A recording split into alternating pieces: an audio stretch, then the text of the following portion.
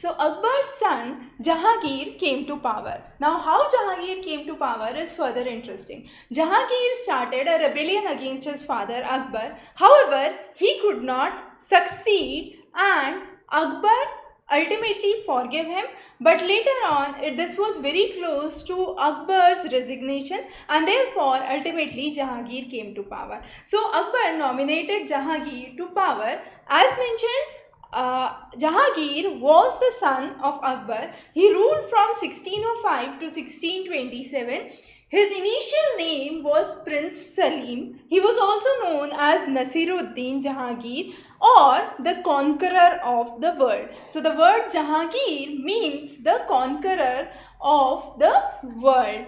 Now, the most important thing about him is that he continued the policies that his father had brought.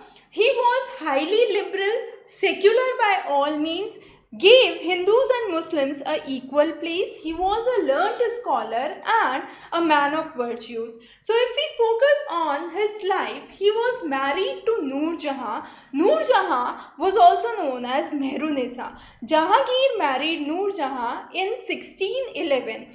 Now, Noor Jahan was highly influential. She was originally a widow of Afghan noble Sher Afghan, and later Jahangir married Noor Jahan, original name Mehrunisa.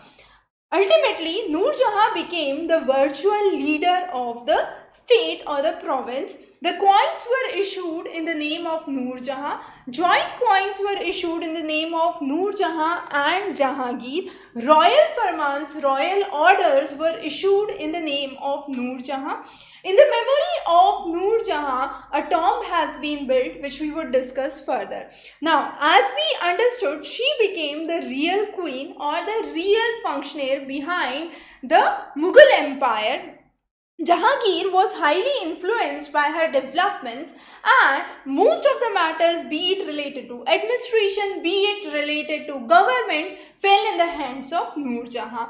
As the things progressed on, the most elder son of Jahangir started a revolt against Jahangir and Noor Jahan. Noor Jahan's influence started to fade soon after Jahangir died, and therefore Noor Jahan at that point said that she is no more interested into the public life and wants to retire. So at that point, at the point of the death of Jahangir, Noor Jahan retired from the public life. Now, Jahangir had sons. The most important was the Prince Khusro and Prince Khurram. Prince Khurram later became Shah Jahan, and Prince Khusro, one of the elder sons, what was important with him?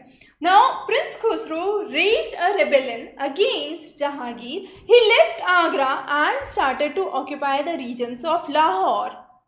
He was later on chased by Jahangir, imprisoned and captured, but who gave Prince Khusro the shade was Guru Arjan Dev, the fifth Guru of Sikh community.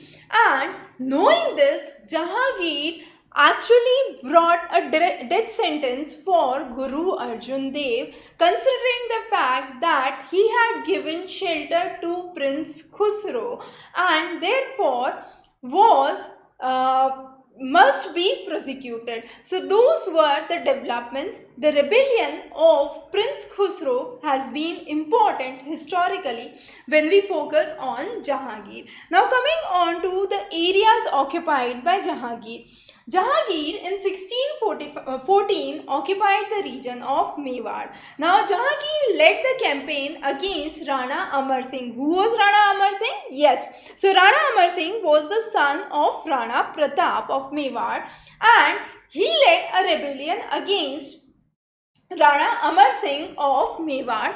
Rana was defeated in 1614, and later on, the kingdom of Mewar remained loyal to the Mughal Empire. The next important development was in the Deccan area. The Deccan area, only the region of Ahmednagar. We are not focusing on the Deccan province of Bijapur and Golconda. That would come in light when we would discuss about Shah Jahan. So during the time of Jahangir, it was only the region of Ahmednagar. Now, what was very important in Ahmednagar, who was in power? Malik Ambar was in power and was an independent ruler of Ahmednagar during that time. In 1617, Khurram had a partial success against Malik Ambar, and few years later, Malik Ambar was able to declare himself again as an independent empire. So Deccan always remained a point of controversy. So at point of time, Jahangir against Prince Khurram, who was later Shah Jahan, was able to occupy or was able to succeed partially on the region of Ahmednagar with the victory over fort of Ahmednagar, and therefore Prince Khurram was known as Shah Jahan. But later on, as we said, Malik Ambar regained the power, and the region again got independent of the Mughal Empire. So the campaign has been important. The campaign led by Prince Khurram, the son of Jahangir, later known as Shah Jahan, has been important. Now, two important developments in the region of North. One was the region of Kangra. Now, in the region of Kangra, in 1622, what happened was Khurram went to the region of Kangra and he was able to capture the fort of Kangra only within a period of 14 months. So, after a 14 months of struggle, the fort was conquered. The mosque was built in the region of Kangra, and later on in the regions of Bengal and Awadh, the empire was established. However, the region of Kandahar had a different story. Kandahar, which was part of the empire till the reign of Akbar, was not in the hands during the time of Jahangir and was lost to the Persian rulers, the Shah of Persia, because Jahangir at that time wanted Prince Khurram, or later Shah Jahan, later called as Shah Jahan, to get and capture the region of Kandahar, but Prince Khurram refused to go to the region of Kandahar, and as a result, Kandahar was lost. Kandahar was a region till the time of Akbar. Very, very important to note, Kandahar was lost during the time of Jahangir. Now, Jahangir himself was known for the kind of fine sense of art and architecture. He was considered a very liberal ruler. He was highly concerned about the welfare of the people, established matrimonial relationship with Rajput princes, and the Rajput officials were brought into high positions in the Mughal administration. Also, he installed a very interesting phenomena, and this was known as chain of justice. Now, what is chain of justice? Chain of justice was very simple. Person could ring the chain and ask for justice, ask for any grievance to be resolved, and Jahangir would be there to address their queries. He followed a path of secularism. As mentioned, he was a supporter of art and development. The Shalimar Gardens at Lahore are a classic example, as you can see in this image. A blend of Indian and Persian style of architecture was seen. He wrote his autobiography, and his autobiography was known as Tuzuke Jahangiri. We also saw Babur wrote his autobiography, which was Baburnama, and that was in Turkish language.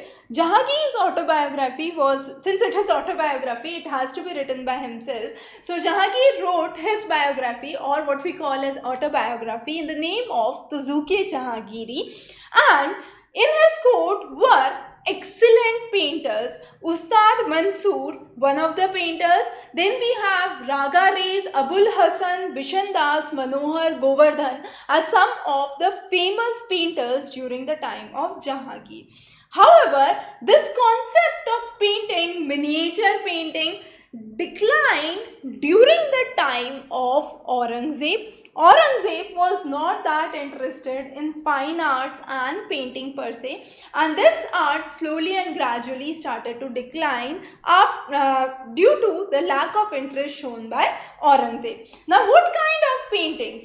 Definitely there were court scenes, painting scenes from the royal order, painting scenes of hunting, battle scenes. All of these were some of the common pictures that were represented in either miniature form or in a major painting. Now, what were the architectures that were built? Two famous architectures during the time of Jahangir besides the Shalimar Garden. Next is Akbar's Mausoleum or the tomb of Akbar at Sikandra or Agra. Now this tomb was built by Jahangir for his father, and the architecture of this tomb was inspired by whom?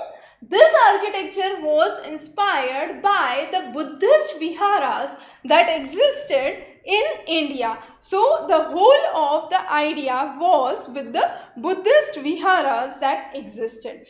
The next important structure during his time was tomb of Itmadul Dawla. Now Itmadul Dawla was who?